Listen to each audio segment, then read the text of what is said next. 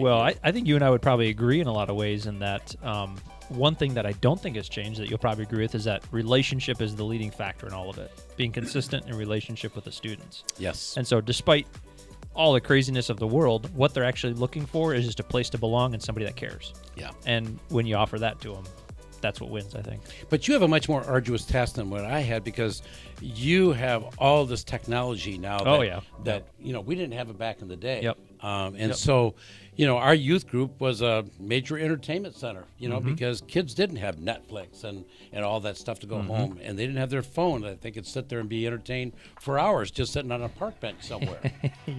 This is a whole different world that you're in. I've often said I was glad I raised my kids before all this technology. I don't know how I would have managed it. It's pretty tough. But do you feel like every generation says that though? Like, no. do you feel even I don't know what even cultural shift I would point to, but I feel like I hear that a lot, and I've heard stories from people that have said like we didn't think at this time. It's different. You're handling different type of students with different struggles, and then the next generation is the same thing. Next generation is the same thing. Nope, I don't think that.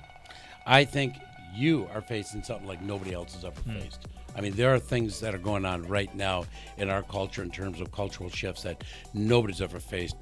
The shift is radical is what you're going through, and we don't have to impact all that, but radical shift, but also the speed at which things are changing. Yeah, that's true. I mean, somebody looked at my cell phone the other day and they laughed. I mean, I got an iPhone and I think it's 6 years old. It's what? That's an antique. Right. You ought to bronze it and put it on an end table. I thought, really, a 6-year-old phone? But anyway, it's this is different what you're going through. Yeah. And but I'll tell you what's not different. God is not different. That's right.